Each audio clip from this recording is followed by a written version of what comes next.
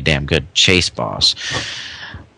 It doesn't look terribly hard, and I did get a laugh out of the super huge balloon he shoots out.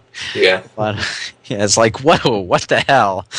You probably take a hit from that balloon out of sheer surprise the first time it happens. Well, if you hadn't seen the leak. If you haven't seen the leak, yeah. Way to ruin our surprise, Infinity. Thanks. Anyway, the thing about that boss is interesting. The Lost Labyrinth Zone boss is interesting. But I still think that all of the bosses, including the good ones, could stand to have a longer health bar on their pinch mode. So it puts more emphasis on the new attack patterns and makes it feel less rehashed, you know? Because that's one of the common complaints is that everything is rehashed material. Oh, it's a Sonic 1 remake, even though it's not, because all the level layouts are different and they're actually new. It's a Sonic 1 and Sonic 2 mixed remake. Yeah, well, that too. And they're actually new level mechanics mixed in with the classic ones. Like, what am I thinking of? The boulders in Lost Labyrinth Zone are a pretty blatant example. You have to balance on... Actually, now that I think about it, the only water level in the entire game is Lost Labyrinth Act 3. Because Act 2 is the minecart level. And Act 1 is just a ruins level, really. And it has that awesome epic background that makes it barely feel like Labyrinth Zone at all.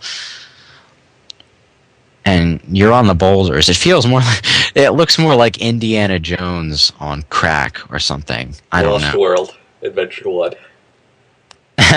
Yeah, actually. What am I saying? I just felt like noting this because I thought it was an amusing little detail. Even though that act has actually no water gameplay in it, if you fall into a bottomless pit, there's actually a little splash effect. To show that there's water down there somewhere. I don't know, I just found that detail amusing for some reason. There's water down there, but we're not going to make you play, because we all know everyone hates water levels. Yeah. Actually, You know, the one annoying aspect for me that just seems to dominate the entirety of the gameplay experience is actually the homing attack, the one thing everyone was worried about. You know what I mean? Not so much on the enemies, though, as on the inanimate objects and springs that are everywhere. It's like, let me count it down. Springs in every level. Splash Hill Zone Act 2 has the vines, which you get homing attack for maximum momentum, by the way. Splash Hill Zone Act 3 has the zip lines, which you can homing attack for maximum momentum, by the way. Casino Street Zone. Actually, Casino Street Zone is more or less okay, except for the cannons in Act 3. It's like you can't homing attack a bumper, which is good. It makes it feel more like precision platforming, or at least it looks that way. Let me see. I'm not sure. You know the level designs a lot better than I do. Yeah, I've watched the leaks multiple times each because I'm just that obsessive about this kind of shit. But Lost Labyrinth just has a lot of bumpers bumping, a lot of bouncers bouncing you around. I can't say there's actually a whole lot of homing attacking going on other than the badniks. Mad Gear Zone. Yeah, actually, not so much there. It's mostly prominent early on in the game, but the springs are all over the place, so that is a constant issue. And what winds up happening with the springs is that one spring bounces you directly into another and another and another and another. It's basically one of the irritating things about the 3D gameplay that kind of got old after a while, bleeding into the 2D gameplay, and I can't say I approve. What, just the massive amounts of springs everywhere? The massive amounts of spring to spring auto gameplay, that kind of thing, you know. And the boost pad game, the overabundance of boost pads, I should say, comes into play there too. But what was I going to say? The other thing about the springs is that that even though we're going back to classic 2D gameplay, the springs are still the 3D springs. And by that I mean there's exactly one type of spring it doesn't actually bounce you all that far, and it kills your inertia whenever you hit it.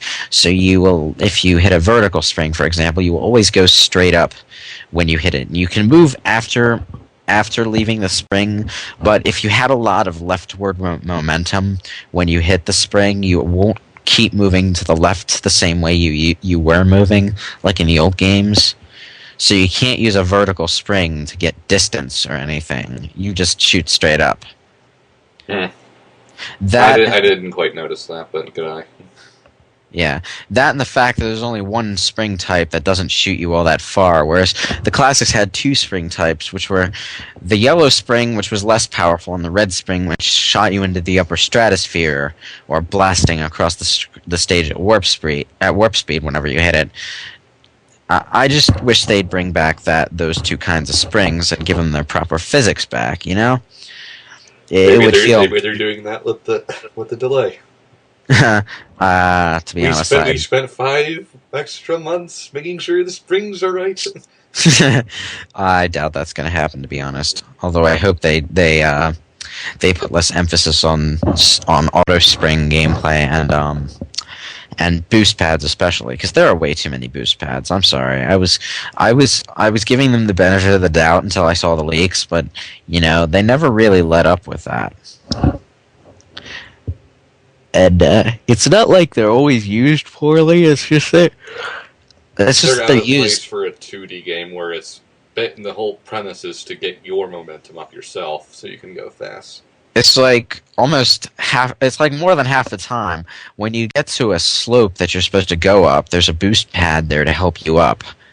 It's like, okay, why did I need that? Even if I did, we have the spin dash.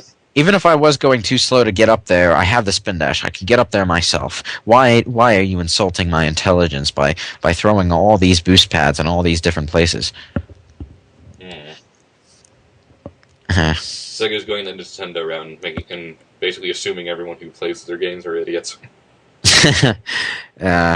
Well, the other point is that even though the auto gameplay is still there, I do like that the level design puts a lot more emphasis on platforming. I do kind of resent, however, that the game puts an emphasis on making platforms blatantly wide for no apparent reason.